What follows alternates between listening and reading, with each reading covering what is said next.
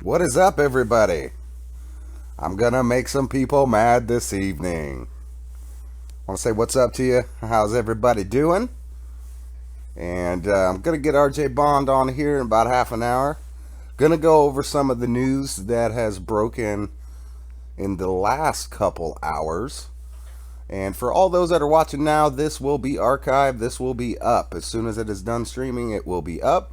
And just to let you know that Patreons, my Patreons that are on Patreon slash Jmix 622, they get the live streams unedited every single time. I typically break them up into pieces, post them here and there, but they get the unedited live stream. So what I'm doing is I'm going to show you what the Patreon peoples get. So I wanted to start it off by saying, what's up to JM Kazi, JC Clark, Katie Young, Roger Hunt, D981, Lil Breezy, JC Clark again, Derek Escovel, Christopher White, Andrew Marino, Gunsmoke the Dawn, e.d.i didn't mean it, Kevin Flannery, Adam Johnson, Dominique as always, and 313 what's good. I just watched the 313 video where he was going on about getting hassled by some people over money. That was a good Facebook video. But hold up one second.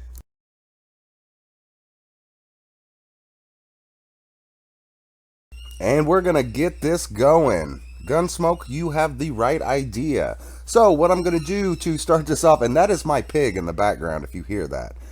So his name is Reggie. And what we are going to do is I'm going to show you what is going on with Reggie Wright Jr. That's going to be the first update if you didn't see the video. Gonna go ahead and play that. It looks like Reggie Wright Jr. is definitely cutting a deal. And I've been told by inside sources that it would appear that this guy is trying to ride the fence between the Grape Street Crips and the police. To the court, he's presenting himself as the police. And to the streets, he's trying to reassure, this is behind the scenes stuff, reassure all his co-defendants that he's not snitching when he is snitching. So, I hate to say this, Snoop had an album put out on Death Row under Reggie Wright Jr. It was called Dead Man Walking, for everybody who remembers that album from the early aughts. I think karma's coming back to bite him.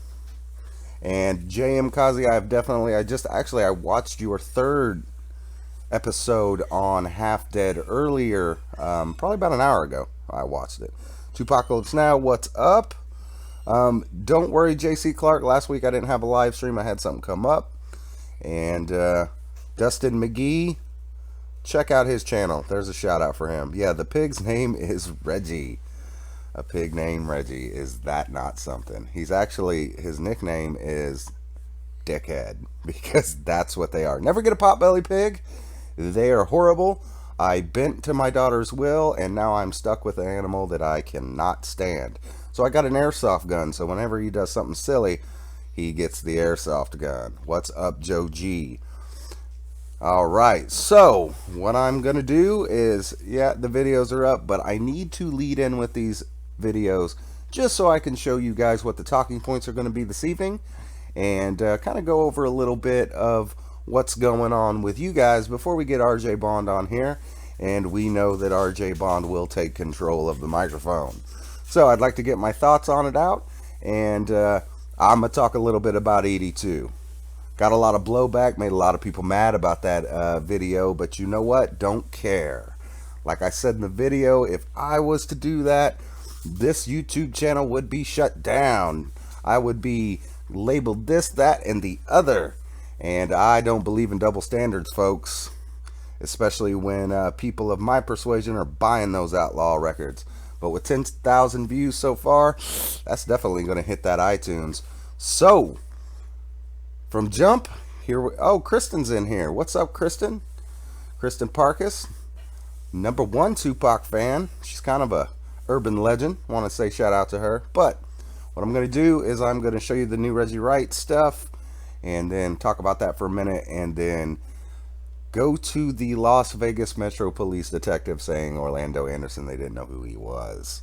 So, we're going to do that, and then I will be back on here, and I'm going to take some of your questions. We'll talk about Edi, and I get this question a lot, so I'm going to go ahead and answer it.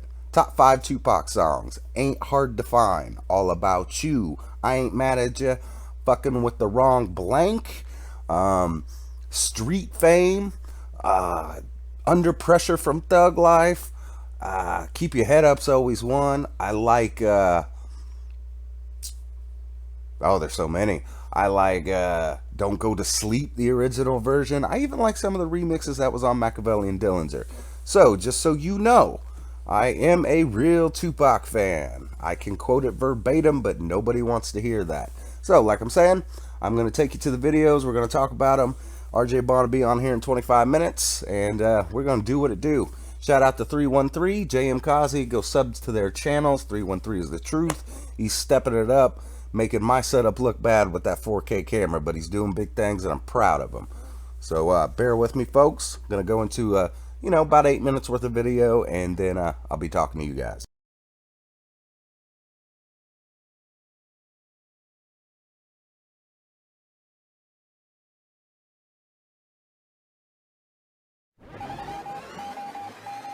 This is a Jmix exclusive. For those just checking in, this is a quick update with what's going on with Reggie Wright Jr. in his case, and it reads as follows. United States District Court for the Western District of Tennessee. Defendant Reginald Wright Jr.'s motion to modify the conditions of his bond. To the Honorable John T. Folks, Jr. and the United States Attorney for the Western District of Tennessee and or her authorized representatives. Please take notice that defendant Reginald Wright Jr., by and through his counsel of record, Robin J. Yanes, hereby files his motion to modify the conditions of his bond. The motion is based on this notice, the points and authorities in support thereof, and the pleadings and other papers in the court file on such other oral and documentary evidence that may be presented at the hearing. Hold up a second. This is dated November 3rd.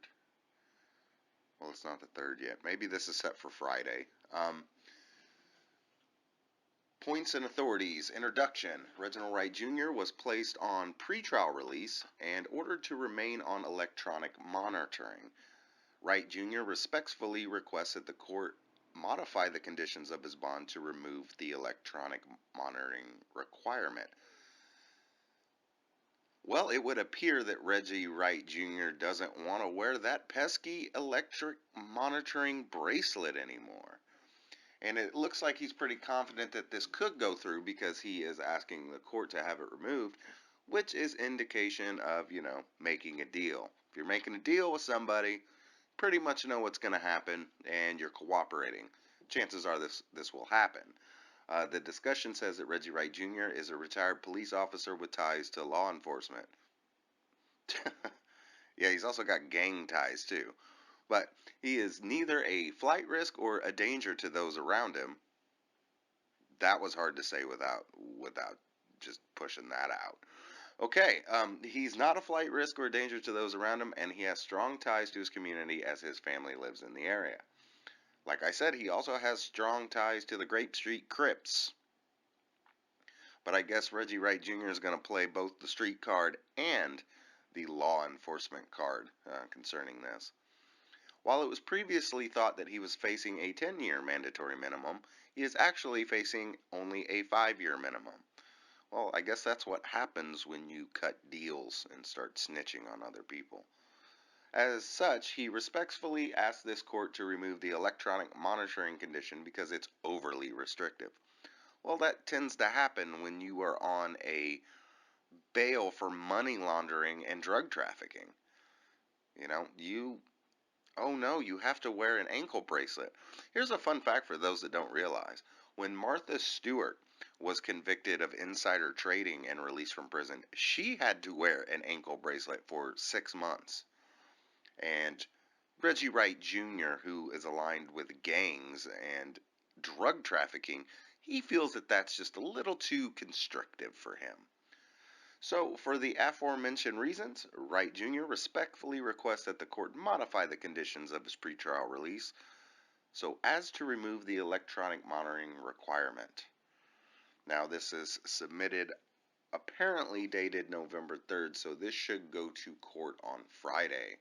But that is an update with what is going on with Reggie Wright Jr. Now, for everybody out there, we will be touching upon this a little bit tonight on our live stream. It's going to be at around 8 o'clock Pacific Standard Time, but I'm going to go ahead and leave this one up for everybody that misses it, just to kind of show you what the Patreon users get. Patreon donors get the full live streams uncut every time, the same night that they are posted or conducted. So me and RJ Bond will be talking about this and the news with Edie and some other topics tonight on the live stream. Hope to see everybody there. And until the next upload, one love, everybody. All right, we're back. So, now that we know the update in the United States versus Reggie Wright Jr. case, it would appear that this man is trying to get that ankle bracelet off. Now, you have to ask yourself why. Why does he want that ankle bracelet off? Yes, they're an inconvenience. You have to wear them. You have to be monitored. But to me, what this says is somebody wants to leave. Either they are scared to stay in the place that they are, which Reggie's house in Corona is a well-known place. It is not hard to find. It's one of the biggest houses there. It is a $1 million house, and it is amazing that he can afford that house with all that Gucci furniture in it on his disability payments. We all know where that money's coming from. My thoughts are this, and they are strictly my thoughts. My thoughts are this guy's scared. I know there's a lot of heat on him. You see in these court filings that, he's telling the judge he's an upstanding citizen, he has ties to law enforcement. Of course they're going to leave out the ties to the Grape Street Crips. Now, like I said previously, I've heard rumblings from sources that I cannot name, although you've seen them on my channel, that says this guy is in a lot of danger from the Grape Street Crips. He has 21 co-defendants. When you have 21 co-defendants and they've all pled either guilty or not guilty, and you get, not only does your house not get seized, but you're out on a lowered bail and you're on television talking about you made mistakes, that means you're talking. And if you're talking, who's he going to implicate? This guy is in a very dangerous situation. There is a high probability that he wants to take this ankle bracelet off to run. We do have to keep that in mind. So that's the update. I mean, there's a lot of things going on with Reggie Wright Jr., and it looks like he's going to walk out of this thing with a slap on the wrist. Now, 5 years in federal penitentiary, he's going to do about 4 years, 2 months due to the 85% rule, which means if you get federal time, you do 85% of your sentence. Now, because of his law enforcement background, we're probably looking at a Club Med type situation where he's not going to be doing hard time at all. So, that is the update with Reggie Wright Jr. And if you guys want to start talking about Edie, I would be more than happy to answer your questions about Edie. Smart Demon says, why does Edie lie? That's a good question. Now, all this hubbub with Edie started back when the Fox special aired. Now, in the Fox special, you see Edie reconstructing events, and he is embellishing on what he saw. Now, Edie, when confronted with the video, is a minute 35 that I put out. I gave his statements against what he said in the special. They were two different things. Now, Edie came out and said, I never changed my story. What's this all about? Never done it. That's not true. He gave a statement, and for everybody that says, well, you got to cut him a break because they were told not to talk to the police, he gave a 9-page statement. So if he was not talking to the police, he did 9 pages of not talking to the police. And I want to address the street code. What street code did Edie have? What street code was he holding to? Compton street code? Vegas street code? Because Edie is from Georgia.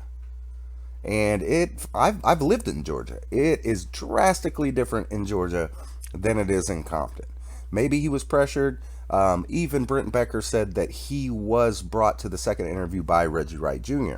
So you do have that. But Edie's main flaw is if Edie would have just came out and said, look, you know what, I didn't tell the police as much as I should have because, we weren't really supposed to talk, that would have got a pass. But instead of doing that, what Edie did is he said, I didn't change my story. Well, I proved that he did. So when I came back and I'm like, nah, you did, and here's how, he comes back and said, well, this guy, this Jmix guy, he's been chasing me for an interview for 10 years. He's just mad I won't give him one, so he joins the haters. He did an hour-long interview with me in 2013. He knows that. I have his phone number. I talked to him right before I did the 20 Years Gone special. He knows who I am. So why lie? Why lie? I mean, what is it, Edie? Did you not change your story, or did you just, I wasn't talking to the cops? See, everything that he has come out and said is a lie. And I'm going to tell you why. I'm going to tell you the honest part why. Because Edie, I believe wholeheartedly that he gave the statement that he believed to Las Vegas Metro Police. Because he gave them everything. He gave them the car. He gave them what happened earlier that night. He gave them everything. So if he said he wasn't talking to the cops, that's a lie. So he did give them as much information as he had. What I think happened with Edie is, hey, it's 20 years go by. Here's a special. They kind of want you to be that guy, to walk them through what happened. And I understand that. No problem with being that guy. But the thing is Edie got caught up in the hype, and he started to embellish what he saw. He didn't see what he said he saw on the Fox special. He embellished it a little bit. Why did he embellish it a little bit? Because the attention was on Edie. And yes, he gets paid for those appearances. So he wants to give them good television. The A&E documentary that's coming out, Who Killed Tupac, I'm in that. And there's a scene, I don't know if it's going to make the cut or not, but I say something, and the director stopped the interview and he said, can you say that in a different way? And I did. We took 3 or 4 takes of it. So I understand that when you're sitting down for an interview, you will embellish if they ask you to. But the thing with Edie could be like, he could just say that. But instead of that, I got sent this Twitter exchange where I've got, there's people calling me racial epithets, and they're saying that. And Edie is not responding to me, who he knows. He knows me. He's responding to all these little fans of his, and he's liking their comments. And the thing about it is, like I believe, I showed in the video, is whether people disagree with this or not, I know the racial makeup of their audience. Look, it's a lot of white folks buying those tickets. Now, I don't want to make this a racist thing, but I want to make this a non-hypocrite thing. Let's say someone slandered Edie and said, oh, this N-word, or oh, whatever, insert your slander here, and I retweet it or I like it, that's not going to work well. Now, I don't sell albums. I don't make records.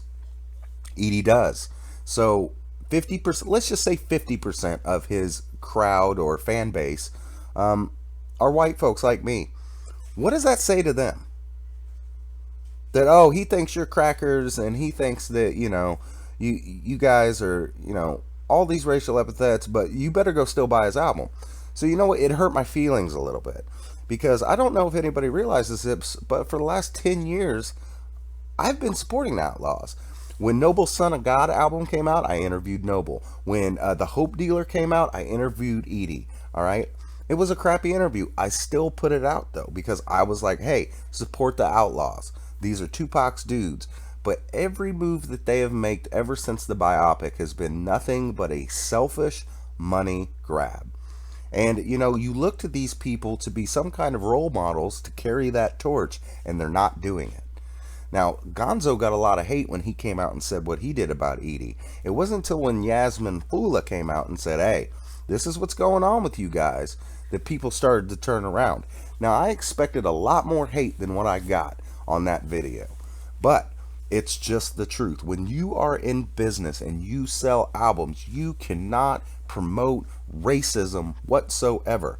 Now, I've heard this argument that, hey, you can't be racist if you're a black man in America.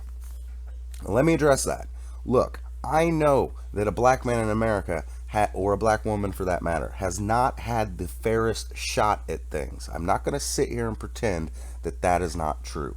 Yes, there has been unfair advantages given to certain sets of people, but the argument that you can't be racist being of any color or any race is a lie. It's just a lie. If you have a prejudice against a certain set of people, that is racism by textbook definition. Now, I want to say this. I was a fan of those guys, and it hurt my feelings when I seen that. But what really got me was the business mind. That business move was bad, and I wanted to expose him for that business move. So, let's go back. What else is Edi lying about? Well, he's lying about his role in some of these TV shows and documentaries. Edi's the driving force behind stuff like A&E's documentary that's being slammed. Edi was the driving force behind the movie and inserting himself in it and being a 40-year-old man trying to play a 17-year-old kid. All right, these are all money moves. And if you want to talk about who's eating off Tupac, tell me one tour that the Outlaws do where they don't perform a Tupac song. If it wasn't for Hail Mary and All Eyes on Me, these guys would not get tour dates anywhere. Ride With Us or Collide With Us, I think the sales on that Scantron is what, 3,000 copies? These dudes ain't making gold records. These dudes are legitimately living off of a torch that was passed to them that they failed to carry. And I'm just being honest about it.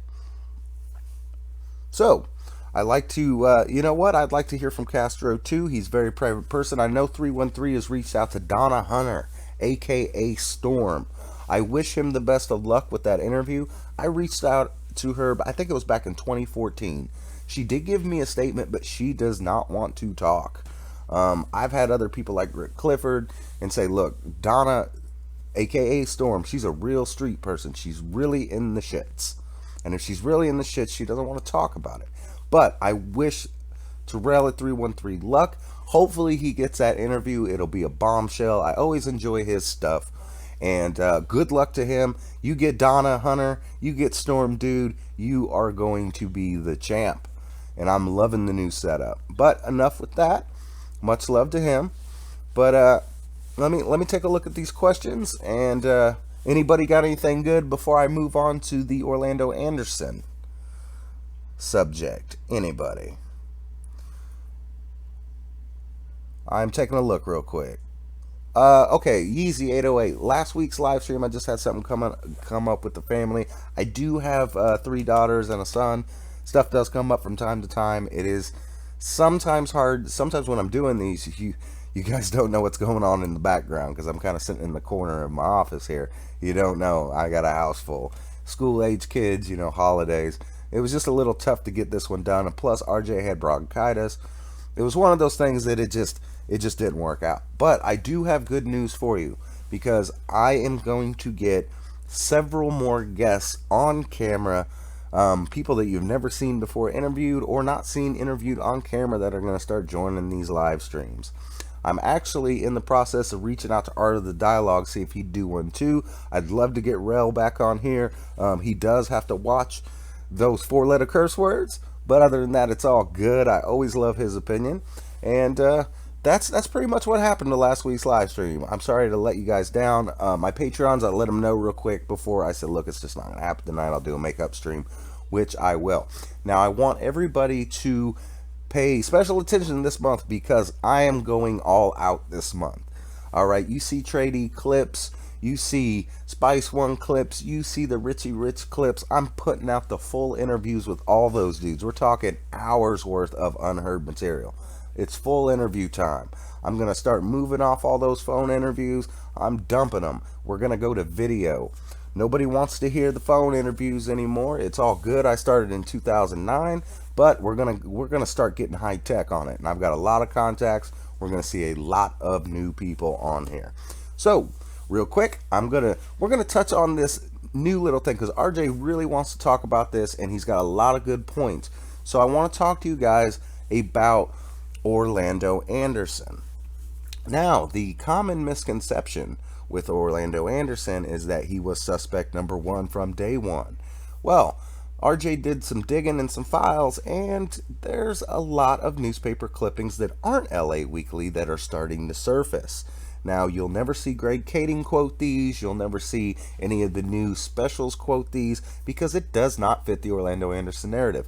Now, forgive me for the people that have seen this. It's only 4 minutes long, but I'm going to show you what our main talking point is going to be about tonight.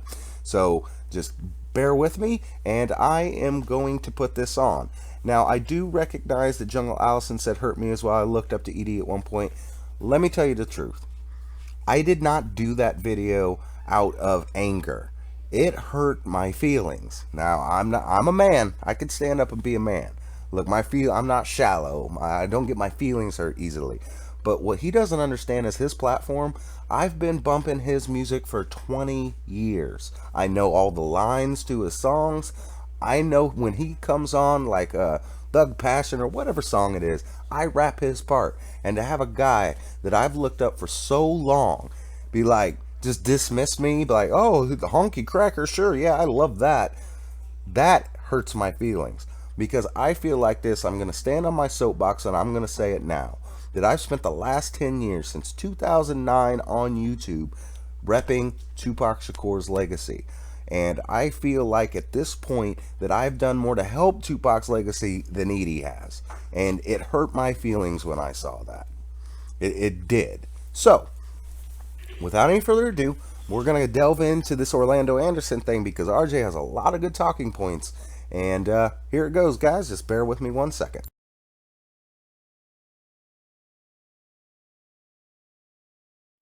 Hello, all. It's Jmix here.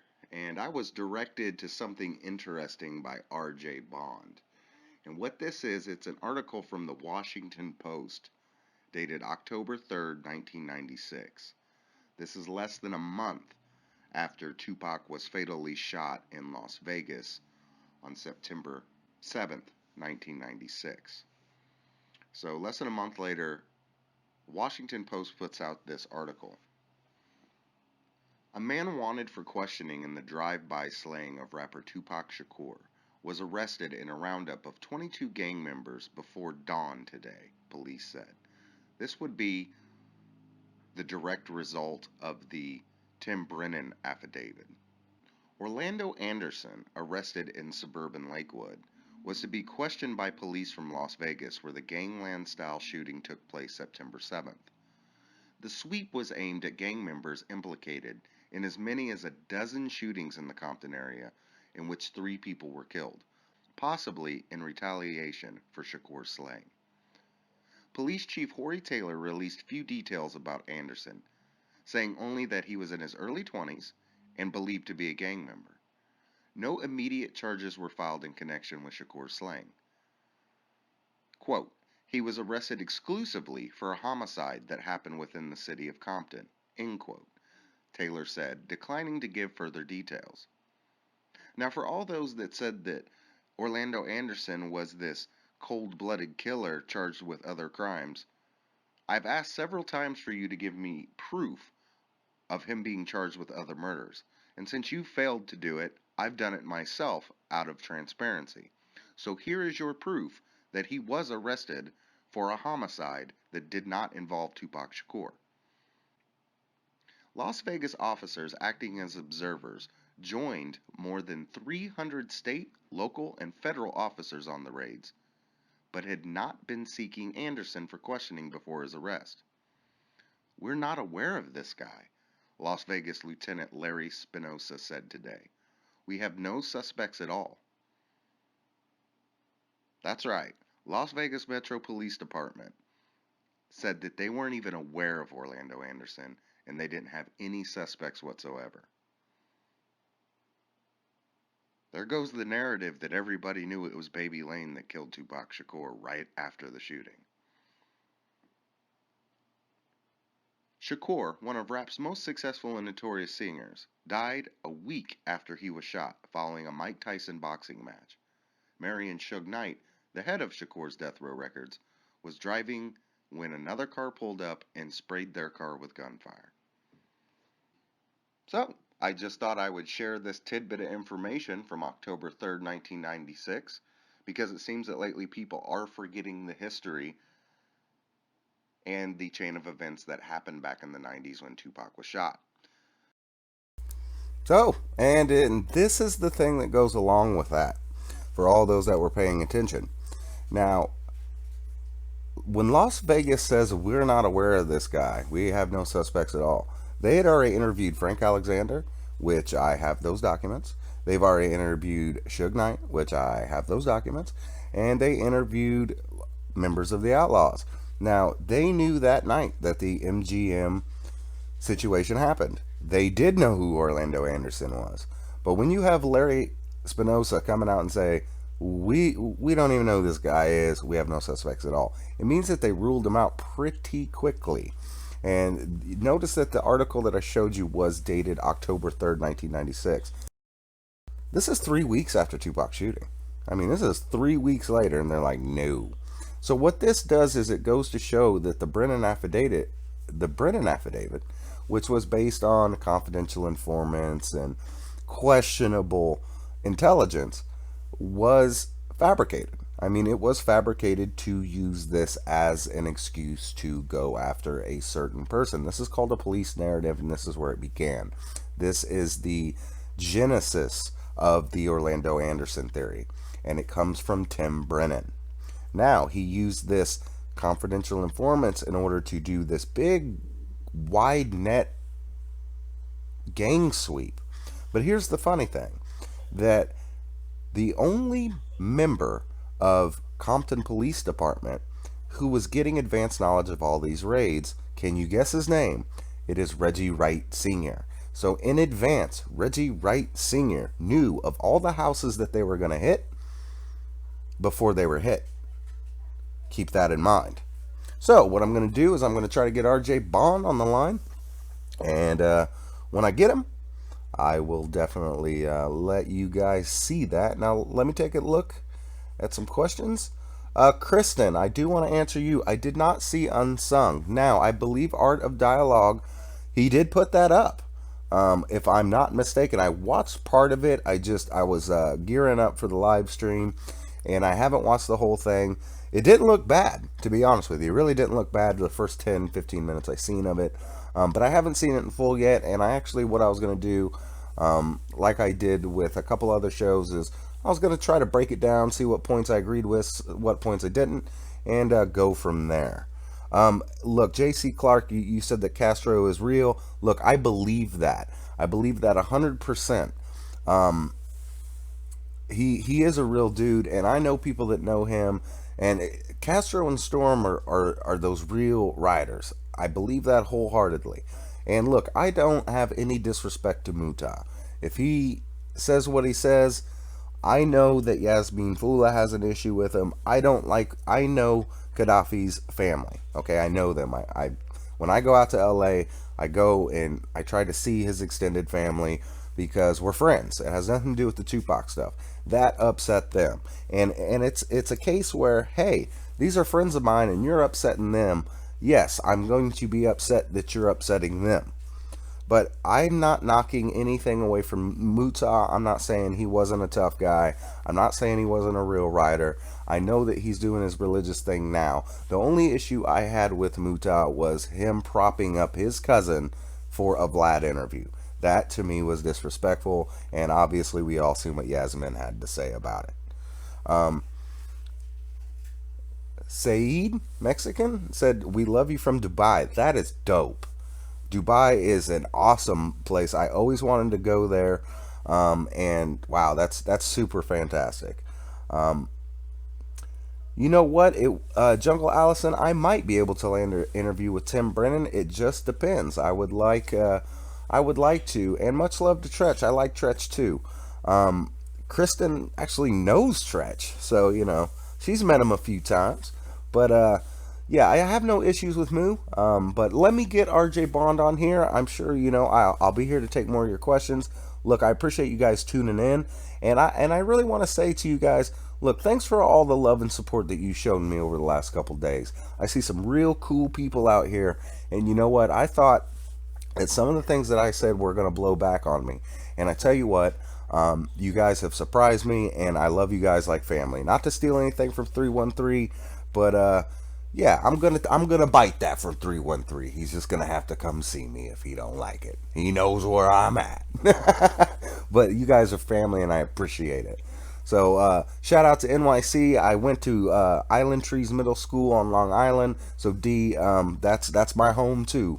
And thanks for all the support. Let me get RJ Ball online and see if we can get this thing going. Just bear with me.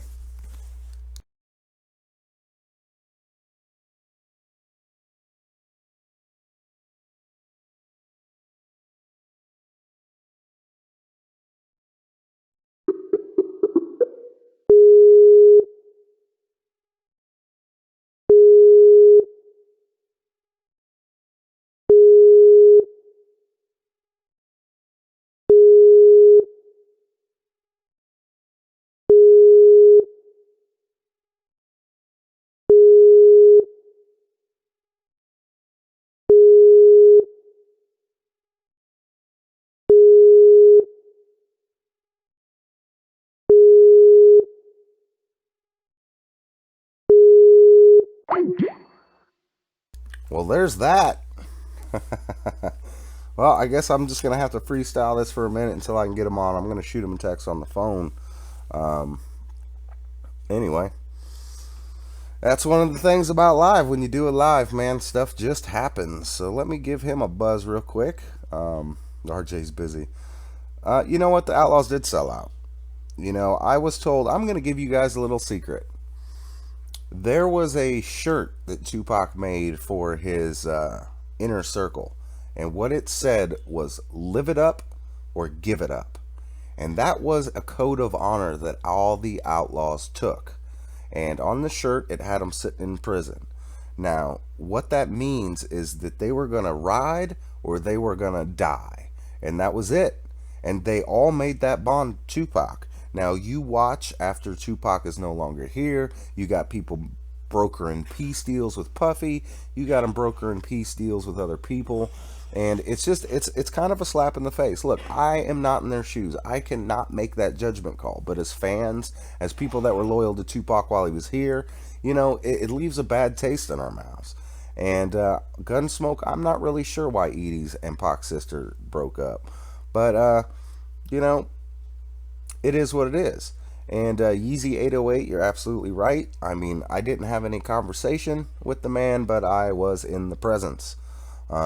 And for everybody that say that Pac would say similar slurs to me, I highly doubt that. Because what he was doing that night was talking to two white women with the utmost respect, and that's how he rolled. And I can quote some Tupac to you where he says, "Not everybody who's your skin color is your friend. People will turn on you." But yes, I don't want to throw it out there, documentos ultra secreto, if I said that right. But yes, that is true. It wasn't anything, super special. I didn't get a word in edgewise. It's not like I got an autograph.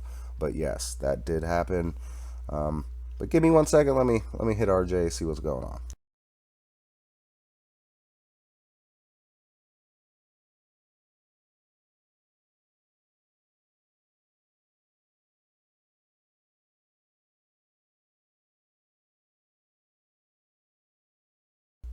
1994 at the I think it was the Plaza Motel. Plaza.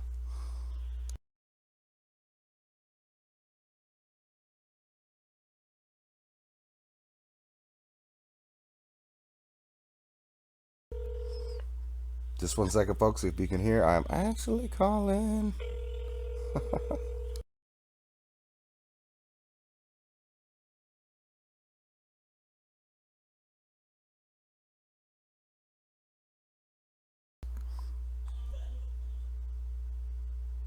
Yep, Yeezy 808 is absolutely correct. Um, my aunt and my mom, as a matter of fact. But yeah, it looks like we're not having RJ on tonight. He might be doing a little an extra showing at Peanuts. I have no idea what's going on. He's usually pretty on the ball. But if there's anything that if there's anything that I can say, Or you have any questions, let me know. Shout out to the Bronx. Dominic, yes, Edie is lying. He did give a statement to the police. He said that he didn't, or he lied to the police, but it's a very detailed statement, and he embellished on the Fox special. And instead of coming out and say, "Hey, I embellished on the Fox special," he he covered it with another lie and said he never changed his story. And when I called him out on that, he said, "Well, I'm just mad that he never interviewed with me." That is false. The guy interviewed with me. So it's indication, if you've ever known someone in your life that tells lies, you'll notice when you catch them in a lie that they'll tell a couple more lies to try to bury the lie. If you anybody has ever dealt with a lying spouse, or an extended member of your family, you'll start to see this pattern for what it is. I think it's a shame. I think 21 years later, if he's just now coming out and tell the truth, that's fine. But then he has to get past the hurdle that he impeded the investigation into Tupac, and might be one of the reasons that we did not see justice in the Tupac case. And you know what? I think so, Kristen. I do believe that Pac would have respected us. Pac knew who his audience base were.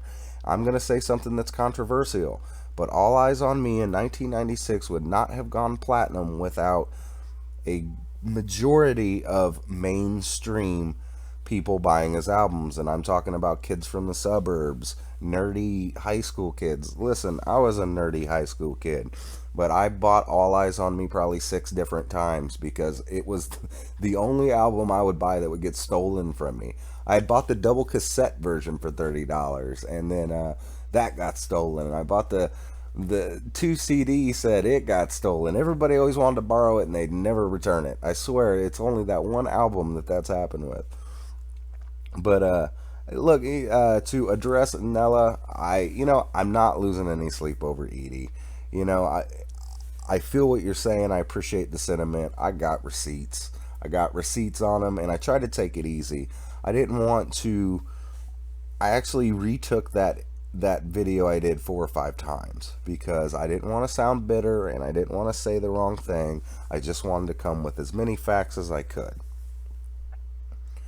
Half Dead has not come out and said anything regarding him being accused, but I do believe he will be on the A&E special, and he is going to deny it.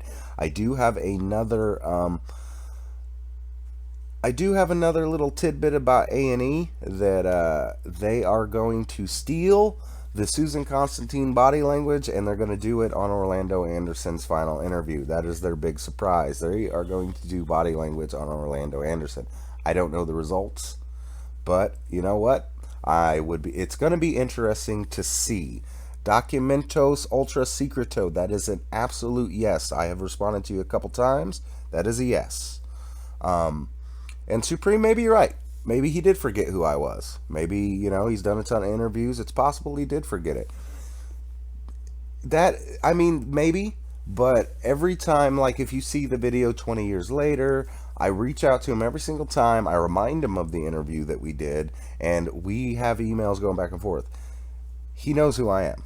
Now, he might have forgot when he made that tweet, but if you notice, if you go to his Twitter, he still hasn't taken it down. When the first reply was the screenshot of our email, when he said that, I was like, here's the email of you giving me your phone number. He just stood with the lie. He could have removed that post like he removed that like, because he knew that like on the honky cracker comment was bad for business. But you know what? He didn't because he's one of those people that he's going to stand on top of that lie, and he's going to deflect against anybody else who says, hey, that's a lie. Yep. All Eyes on Me when it dropped, it was $30. It's $29. Thank you for following my channel. Hold on. I'm looking at your comments, William Smith. Maybe you can type it again. All About Asia's in the house. What's up? It's good to see you. Don't see you around too much, but I ain't mad at you. I'm not around too much, it seems like. Christopher, I will check my Facebook. I just don't know whether you're talking about my actual Jmix page or my personal Facebook. Little Half Dead's birthday is September 13th, which is kind of ironic. I don't know when Controversy Radio is dropping their final piece. I expected it a while ago. Shout out to Jesse and them. But haven't seen it yet.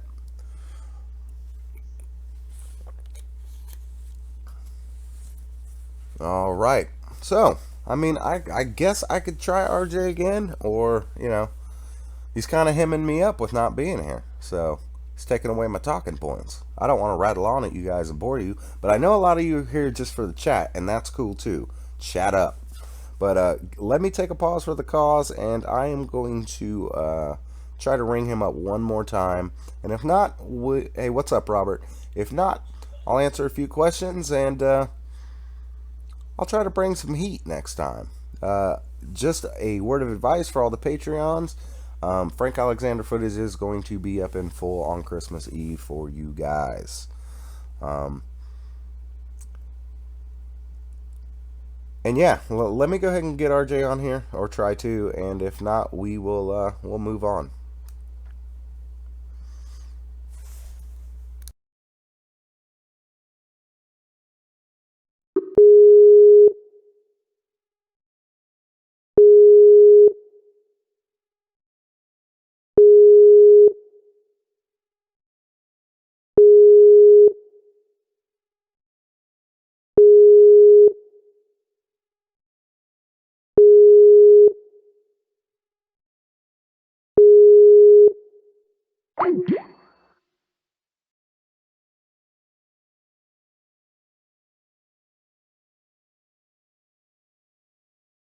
Okay, well, you know what? We're just gonna have to do it out. We're just gonna do it anyway.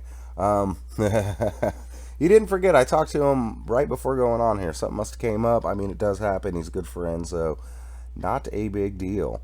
Let me get this camera going, and we'll talk about Tupac and whether he's still alive and what I think about people that think he is.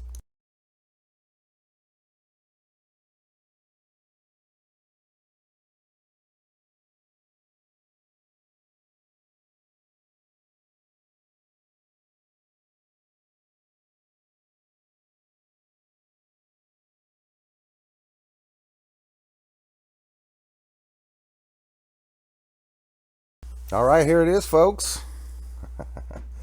Let me know if there's echo, because I don't know if this is picking up. I don't know if it's picking up the exterior mic or nah. So yeah, just let me know, guys. I'm wearing my dad's sweater tonight. So okay, Tupac's still alive. Listen, I think, honestly, deep down in my heart, I think that a lot of people would wish that he was still alive, and I don't blame them for that. I don't, because look, I would love to think that maybe there was a chance that he was still living somewhere, because a lot of us love him dearly. And not just me, he means a lot for different cultures. He means a lot. I don't like Tupac getting pigeonholed into one culture, because, people say that with hip hop, it can only be certain people's culture. That's not true. The first CD I bought was Easy Does It. And if anybody remembers that little record, I mean, it came out in the early 90s. That was a parental advisory, pretty dirty record. And me and my brother got in trouble for playing Nobody Move, Nobody Get Hurt, because of the lyric content. And, he meant a lot to a lot of people for a lot of different ways. And I see why people might, want to hold on to the belief that he is still alive. But I just, with all the evidence I've seen and talking to people close to him and how upset they get when you bring up his death, it's pretty solid to me that the guy's gone. Yeah, yep, that is a Risky poster. Kristen is also a fan of Risky's work. It is signed by Risky. I got it from him a couple years back, $50. One thing about Risky is, you know what, his art is always on point, and he's good about getting that product to you. Personally, he's a bit of a rough guy, he tells it like it is, and I can't be mad at him for that, but his artwork is always on point. And yes, that is an original Risky print. I agree with Ty. Hip hop culture is something that brought a lot of people together. And I'm going to be honest with you. I grew up in the 80s and early 90s, and there was, I mean, people think that there's racial tension now. You didn't grow up in the 80s, because it was a whole nother thing. Now, I'm not going to put anybody on Front Street, but there was a there was a certain racial divide that was going on then, and hip hop united. Hip hop really brought it together. Listen, I always use this as a talking point. MC Hammer, as pop and as corny as people think MC Hammer was, what MC Hammer did was he had Latinos, white kids, people of all colors wearing hammer pants, dancing to You Can't Touch This. It was the biggest song in the world, and everybody loved Hammer. And that introduced people to other genres of music that they wouldn't normally see. And I think your Easy E's, your NWA's, your Ice Cubes, your Snoop Dogg's, I'll give Snoop Dogg that credit. Your Dr. Dre's, they really brought a bunch of fans together with a common love for music. And I think that hip hop is its own culture. It's not specific to any one person. Yeah, and David Davenport, you're right. You say that most people that believe he's still alive weren't born then, and that's really why I wanted to show that Orlando Anderson thing, is because a lot of people forget the news reports from the '90s. They go on the common talking points that they hear from documentaries, books like Murder Rap, and stuff like from Randall Sullivan, and that horrible film that was Biggie Tupac, which was kind of a tongue-in-cheek, almost a parody. They take that information because it's readily available, but they forget the temperature of the '90s.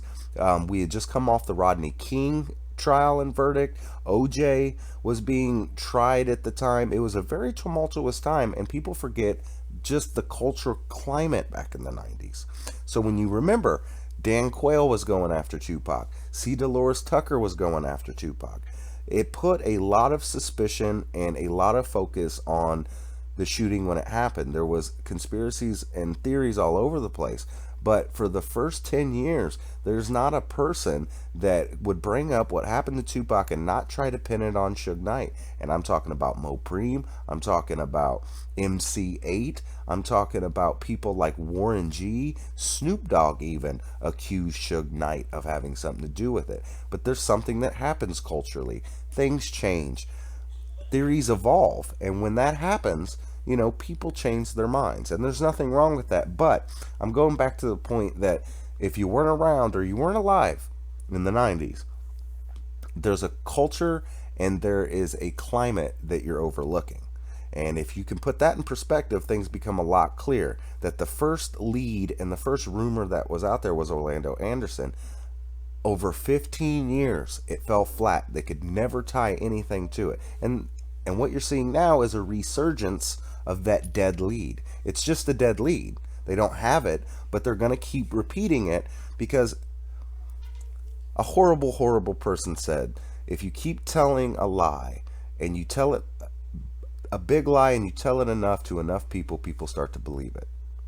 And I think that's what's happening here is people are coming after the fact. Michael Moore's dead. Frank Alexander's dead. A lot of the eyewitnesses are dead. Fatal's dead. Gaddafi's dead. It's easy to come after the fact and say, well, this is history now. And look, I am not upset at anybody who comes on my channel and says Orlando Anderson did it.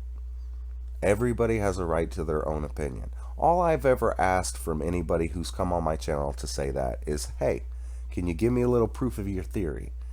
Can you give me something other than that's what the streets say? That's it. I mean, I think we can all coexist because the channel is really about just let's talk about Tupac. Let's keep it alive. I would love to play unreleased music on these live streams. I got 3 copyright strikes from doing that. But let's talk about him. Let's talk to the people who knew him, and let's get that stuff out there. Let's remember him because he was important. He's the closest thing that we're ever going to see to an Elvis. And I make jokes with people. 100 years from now, you might see the Book of Tupac. And people putting this guy on a pedestal. And I think Mosey said it best if you look at my last upload that, what most people get wrong about him is he was just a human being. And I think it's great. This is what Tupac wanted. He wanted us to keep talking about him. He wanted us to keep wondering. People say let him rest. I don't think that's what he wanted. Tupac himself said, I want people to remember me and talk about me. And then I see people that are like, let him rest in peace. That goes against what he said he wanted out of his own mouth. He wanted us to whether we're arguing about what happened to him or arguing on whether or not he's still alive, that's exactly what he wanted. So, what I'm going to do, I'm going to answer a few more questions, and I'm going to go. I don't know what's going on with RJ. You send him the dirty emails. Krista Parkis, Afeni said she felt the one who killed her son was dead. That's absolutely true. But that absolutely doesn't mean anything. You got to remember that when Afeni was sued by Orlando Anderson for the MGM beatdown, she countersued for wrongful death. She lost. She lost that. She lost that suit, and I think they had to pay him $80,000. And in the same sense, and I'm not taking away from anything you're saying, Kristen, but in the same sense, she watched Tupac Assassination. She went to the premiere of Tupac Assassination. She signed the Tupac Assassination poster and then gave R.J. Bond and Frank Alexander permission to film Assassination 2 at the Tupac Amaru Shakur Foundation. So she backed that film. So it's one of those things. Yes, she said that. I don't know what she believed, and unfortunately we lost her too soon. I know that you met her, and I'd love to pick your brain, maybe even interview you sometime about maybe the conversations you had with Afeni. But the thing about Afeni is it was so vague, we don't know. And hey, all respect to Afeni. I'm not trying to disrespect Afeni, but I don't think that Afeni was focused on, oh, don't crucify me for this, but finding the killer of her son. I think she was more focused on grief and just getting over the death of her son. But I could be wrong. It's just an opinion.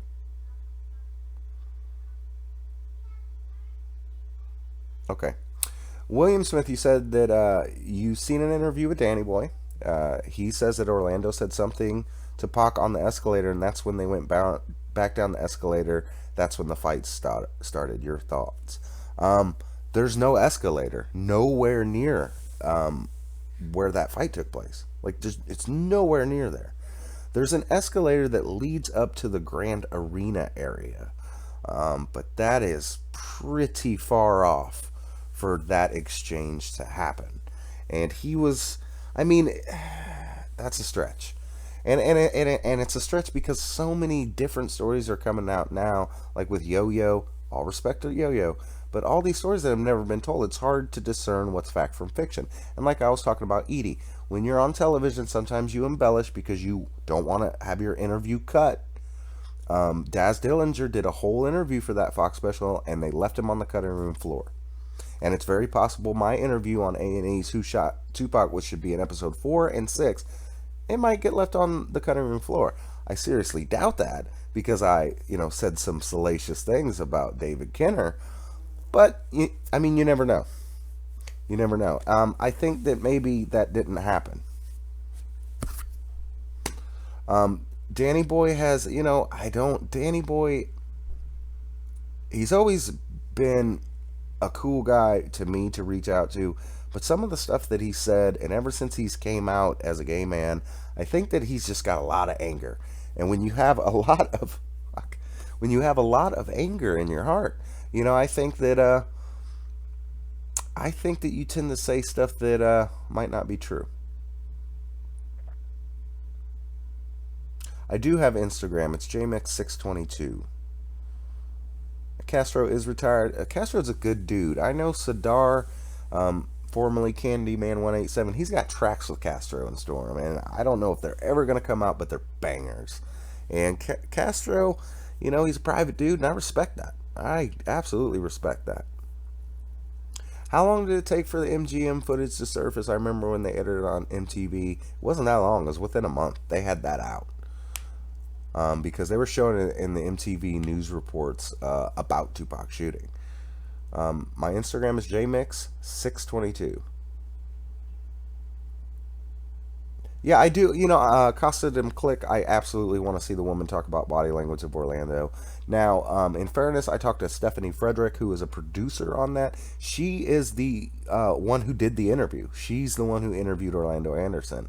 When you see Orlando sitting there looking all scared, that's her doing the interview. She said to me that she looked into his eyes for over an hour and a half and she didn't think he did it. That she just saw an innocent kid. That's her opinion. But she said, and she's interviewed some celebrities now. She said that she didn't feel that this kid had it in him. That doesn't mean anything because I know it doesn't take a big tough guy to pull a trigger. Most of the time, it's not the big tough guy pulling the trigger. The big tough guy will fight you. Sometimes it takes a coward to pull the trigger. But Stephanie Fredericks, the person that interviewed her, Orlando Anderson, says no. Orlando Anderson's big brother, even to this day, says nah, it didn't happen. And if you talk to the Southside Crips, if you really talk to the hierarchy of the Southside Crips, they're going to tell you that that story is BS. William Smith. Oh, all about Asia. Do I have footage of the full Orlando Anderson interview? Not presently. I have been promised the full interview to put on my channel as soon as the A&E documentary airs. Sorry, I have a fly, but as soon as that documentary airs, allegedly this was promised to me that I was going to premiere it on my channel, full and uncut. So hopefully, I'm looking forward to that. I will say I'm not calling anybody out. In Hollywood, they make a lot of promises. People promise you a lot of things to get what they want, but it doesn't always end up working that way. But I have been promised that full footage. I can't play Grab the Mic before I end the stream because I'll get popped for it. The interpolation, the samples, copyright. They get me on Content ID. I will do a Christmas Eve stream, and there's going to be some Frank footage going on, and there's going to be some songs dropping. So if you can wait that long, Christmas Eve, I'm going to do something for everybody, and I'll take the copyright strike. How's my fly? Yeah, no kidding, right? It's my pet fly, and I look like Hillary Clinton in the debate right now. Fly crawling all over my face. Crazy. Okay. Do you know why AJ Benzis said after the Vegas shooting that Kadada was in the backseat of the BMW? When did he say that? I don't remember him saying that. Okay. What are we talking about, Supreme? I don't get it. I'm missing it. I'm trying to get these, but I don't know what you're talking about directly. You want to see unseen Tupac footage? I'm going to make that happen. Yeah. Send the fly over by the pig. That's probably where the fly is coming from. Pigs are dirty animals. They are filthy. I almost understand. I'm not a Muslim, but I can almost understand why Muslims are like, yeah, that's a filthy animal. They're filthy. They're very, very smart, but they're only very, very smart when it comes to getting into stuff that you don't want them to. But they are filthy animals. They're dirty. Any chance the One Nation album comes out, I'm going to make this prediction now, and I don't want to break anybody's heart, but I'm going to say this. I doubt we'll ever see a new Tupac album. Whoever controls the estate right now still makes at least, I think it's $900,000 to $1 million a year on royalties for songs that are already out. For All Eyes on Me, that still sells very well. They make $1 million a year just on the catalog. Now, if you saw the new trailer, can't remember which one it was, some new robot trailer. Here we got Untouchable being remixed again. They're getting paid off that.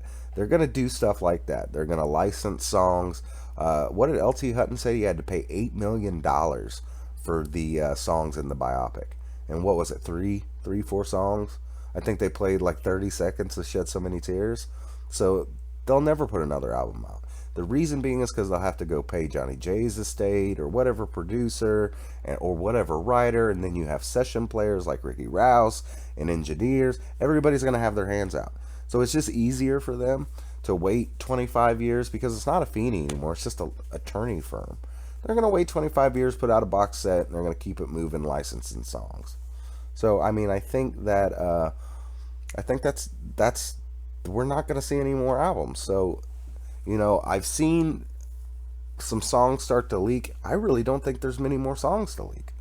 Maybe one or two. But, the well is dried up. But you have to give it to Tupac for this. That he wrote so much music in an 8-month period that 21 years later we're still hearing new songs. And that is something that we've never seen before. And that's a legacy that he left behind that every fan can be proud of. All About Asia. There is no footage of Tupac in the hospital on 7 days. I asked that question to Gobi directly. I think that interview's still up on my channel. If you Google Jmix Gobi 7 days, I asked him that directly. He said no. That first of all, he never did that, and second of all, he wouldn't have done it, even if he had the opportunity to. There might be footage of inside the hospital, but not footage of Tupac. There is no footage of Tupac. The pictures that are purported of Tupac are not Tupac. I have a video that I kind of scrapped because Danny Boy posted a Polaroid of him in the ICU when he was there visiting Tupac, but he was in a little girl's room and they took a picture together. They show the ICU, they show the gowns, they show the setups. None of these purported Tupac pictures of him in the hospital match that picture. So, you know, I don't think that there's any footage from inside the hospital. But to get to your question, I did ask Gobi, and he said flat out no, that it doesn't exist. AJ said it on Hot 97. Yeah, I'd have to hear that. I don't know. AJ Benz has always been a stand-up dude with me. So I really don't know. I'll check into it, though. Okay, Jay the Man Baker. Why is Suge still saying he's faking his death? Why is there no... Okay, here's the thing about Suge Knight. Suge Knight likes to say things like that because Suge Knight is a smart man. If he comes out and says, remember he said Tupac fans need to be more vigilant, he was talking about Puffy. And then he says, well, Tupac's alive. And then he kept that Tupac was alive hype going around Machiavelli to sell albums. And then he did say through Thaddeus Culpepper that Tupac 187, which became Tupac Battle for Compton, was right. And then his next statement, well, Tupac's still alive on the Fox show. There's a reason that he does that, and what that is he can't be pinned on any statement. So if they say, well, Suge, you said this and we're going to hold you to that, he'll be like, no, because it gives him plausible deniability. If he says 5 different things, one of them are the truth, but he can always say, yeah, well, I say a lot of things, and he can prove that. Suge is not as dumb as people think he is. He's a very, very smart man, and you know, I mean, one of the first successful... He could have been an Oprah Winfrey if it had not been for the death of Tupac. So I wouldn't take too much stock into what Suge Knight says because I think he's being deceitful on purpose. I think he has a motive. So, shout out to you from Scotland. That's awesome. I'd love to visit there. If I do, you got to buy me a beer, though. So, you see me in Scotland, I want the best beer you guys have. So, you know what? Someone need, like you, Jmix, to get a dad interview. I'm working on that. So, to be fair, I'm reading Supreme's comment. So I'm going to show you something that's groundbreaking. At least, okay. I would like to see what you have, Supreme. That's groundbreaking. I would love to hear it. I know we don't always agree on everything, but like I said, this is not personal. I am down for the conversation. If you got something to show me, look, if you had some evidence to show me that Orlando Anderson pulled that trigger, I'm telling you, I'm a man of my word. I'd be like, you know what, I've been wrong this whole time, and I would apologize to Greg Kading. Probably not because he's a dirty cop, but I would apologize for the people that supported Greg Kading. So, I appreciate you guys tuning in for the hour that we had. I'm sorry that RJ Bond didn't come on here. Possibly there's something going on there, so... You know what? I'll see you on the next one, and I'll bring some more video. I've got unreleased Frank videos. I've got some Tupac footage, some concert footage. So I'll bring something. You tell me what you want. This video is going to stay up, though. You guys are going to be able to see this again. I'm not going to edit it. I'm not going to cut it. I'm going to leave it like it is. And yeah, that's it. And Supreme, I don't think that... I'm not accusing you of doing anything. I assume that just from your talking points. AJ, JM Kazi, RJ he is not fired, but he is going to be reprimanded because Peanuts does not take priority over this live stream. He's got to be a peanut somewhere. So thanks everybody for checking in. I appreciate it. One love, everybody. Remember, full interviews this month. Trade E, full interview. Richie Rich, full interview. Spice One, full interview. I'm dropping all of Rick Clifford, and it's amazing. So I'm going to bring it hard this month. I'm going to push very, very hard. So November should be that month, guys. So Jeff Keon, shout out to you. I see you everywhere. And you said dad, so you mean Daz. I've been after him. But you know what? The best way for me to get a Daz interview is for you guys to go to his Instagram and be like, where's that Jmix interview? You put that little side pressure on him. You got to do it. So shout out to everybody. Good night. All About Asia. Dominique. Greatest King. Clayton. Documentaries. El Secreto. I know I'm not saying that right. D981. Robert Ona, everybody I see on here, if I didn't see your name, trust me, I'm reading them. I love y'all, and I'll see you on the next upload. One love, everybody.